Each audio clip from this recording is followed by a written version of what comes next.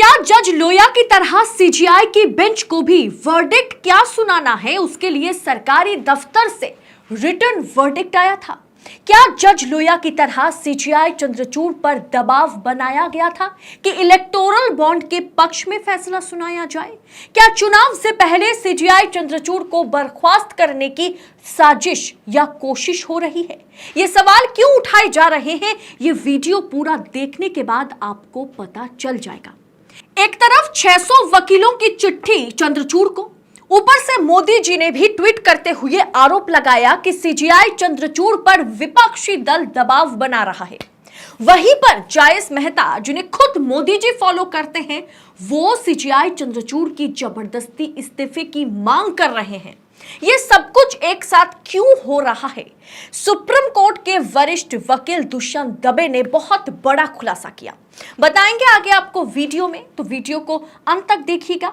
साथ ही अपील है आपसे कि देश नीति को सब्सक्राइब जरूर करें। नमस्कार, स्वागत है आप सभी का देश नीति पर।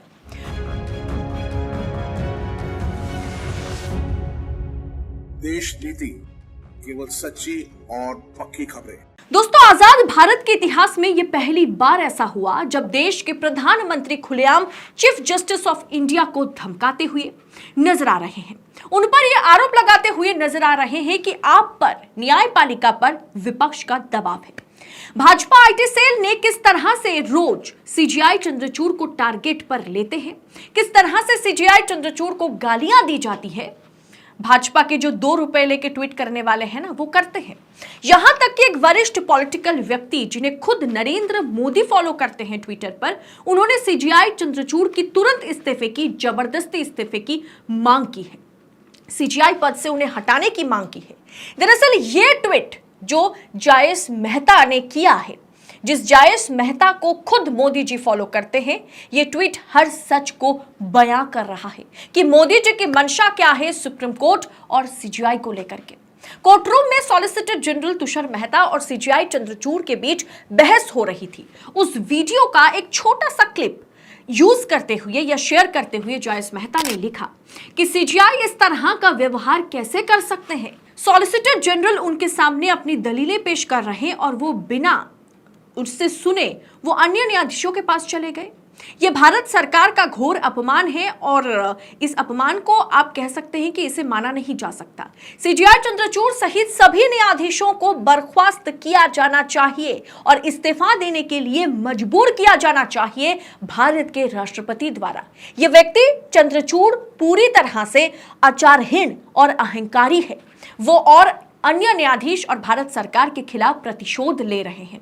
सीजीआई चंद्रचूड़ के लिए इस तरह का ट्वीट वो भी वो व्यक्ति कर रहे हैं, वो पॉलिटिकल इंसान कर रहे हैं जिन्हें खुद नरेंद्र मोदी फॉलो करते हैं। ये सबके बीच Bhajpa IT cell CJI Chandrachud के खिलाफ सुप्रीम कोर्ट के फैसले के खिलाफ अलग तरीके से प्रोपेगेंडा चला रहा था और इस बीच सीजीआई के खिलाफ प्रोपेगेंडा फैलाने के बीच 600 वकीलों की टीम को तैयार की गई 600 वकीलों की टीम तैयार की गई और उस टीम ने, जिसमें बार एसोसिएशन के अध्यक्ष से लेकर के सरकारी वकील हरीश साल्वे भी मौजूद रहे, जिन्हें हमेशा बीजेपी का ही पक्ष लेते हुए देखा गया, जिन्होंने सीजीआई चंद्रचूड़ को खुलेआम अपमान किया। 600 वकीलों ने सीजीआई को पत्र लिखकर कहा कि सुप्रीम कोर्ट में वकीलों का एक ग्रुप है जो न्यायपालिका पर दबाव बनाने की कोशिश कर रहा है, न्याय प्रक्रिया में छेड़छाड़ करने की कोशिश कर रहा है और अदालतें इसलिए बदनाम हो रहे हैं। इस लेटर में, इस पत्र में किसी का भी नाम तो नहीं लिया गया, लेकिन प्रशांत भूषण, कपिल सिब्बल, अभिषेक मनु संघवी द्वारा उन पर जो है इशारा किया गया कि ये जो सारे वकील हैं ना, ये न्यायपालिका को कंट्रोल कर रहे हैं। अरे जनाब, ईडी आपके पास है, सीबीआई आपके पास है, इनकम टैक्स भी अब रेड मारना शुरू कर चुका है, नोटिस थमाना शुरू कर चुका है, फिर भी आप कहेंगे कि न्यायपालिका पर विपक्ष का कब्जा है। लेकिन इसमें मोदी जी की एंट्री ने इतना तो साफ कर दिया था कि 600 वकीलों की ये चिट्ठी पूरी तरह से राजनीति से प्रेरित है और इसके पीछे कोई और नहीं, खुद नरेंद्र मोदी है। इस पर प्रशांत भूषण का ये ट्वीट देखिए दोस्तों। सरकार के पसंदीदा वकील साल्वे ने चुनावी बॉन्ड की रिश्वतखोरी और जबरन वसूली के विवरण को उजागर होने से रोकने की बहुत कोशिश की। टैक्स हेवन में उनके खातों का खुलासा पनामा और पैंडोरा पेपर्स में हुआ था। अब वो 600 गैर वर्णित वकीलों के साथ, उनके ग्रुप के साथ मिलकर के उनका नेतृत्व कर रहे हैं, जो सीजीआई को सख्त आदेशों से पीछे हटने के लिए प्रभावित करने की कोशिश कर रहे हैं। इनमें से जितने बॉन्ड दाता हैं, क्या वो साल्वे के ग्राहक है? क्या वो साल्वे के क्लाइंट है? आश्चर्य की बात देखिए, मोदी इस पत्र के समर्थन में ट्वीट करते हैं। पिछले कुछ समय से सीजीआई चंद्रचूड़ के फैसले और आदेशों ने मोदी की नींदें उड़ा के रख दी है। राम मंदिर पर फैसला सुनाने वाले इन 5 जजों में बाकी 4 जजों की तरह चंद्रचूड़ नजर नहीं आ रहे हैं, जो मोदी को और ज्यादा खटकने लगा। इसीलिए अब मोदी अपने गुर्गों के जरिए सीजीआई को हटाने, उन्हें बदनाम करने और उनके दिए गए फैसलों को एक तरफी ठहराने की कोशिश कर रहे हैं क्या? इस पर सुप्रीम कोर्ट के वरिष्ठ वकील दुष्यंत दवे ने कहा, बीजेपी के इशारे पर तैयार किया गया है ये लेटर, जो जजों का और सीजीआई का अपमान है। लेकिन जो आरोप लग रहा है कि सीजीआई को जानबूझकर बीजेपी सरकार, मोदी सरकार हैरेस कर रही है, परेशान कर रही है, क्या इसका वजह इलेक्टोरल बॉन्ड का खुलासा तो नहीं है?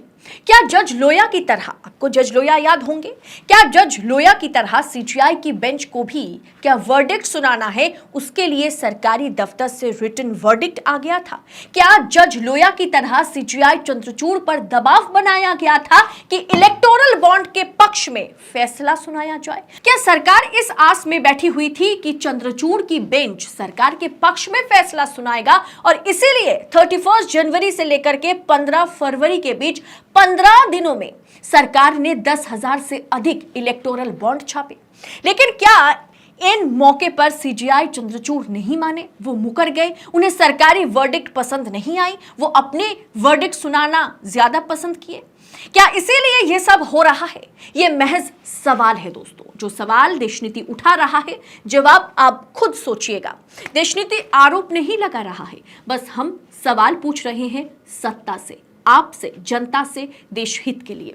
ऐसे में आप अपनी राय कमेंट बॉक्स में जरूर लिखिएगा। बाकी ऐसी तमाम खबरों को मैं बार बार कहती हूं कि पड़ताल के साथ पाने के लिए इस तरह के सवाल जवाब हम आपसे, सत्ता से कर सके, देश के जो मुखिया हैं उनसे कर सके, इसके लिए हमें आपकी सहयोगिता की, आपकी सपोर्ट की सबसे ज्यादा जरूरत है। तो देशनीति को अपना भरपूर सपोर्ट दे। आर्थिक तौर पर सपोर्ट करने के लिए नीचे दिए गए थैंक्स ऑप्शन का आप इस्तेमाल कर सकते हैं, चैनल को सब्सक्राइब कर सकते हैं और साथ ही साथ देशनीति के साथ बने रहिए। बहुत बहुत शुक्रिया। जय हिंद, जय भारत।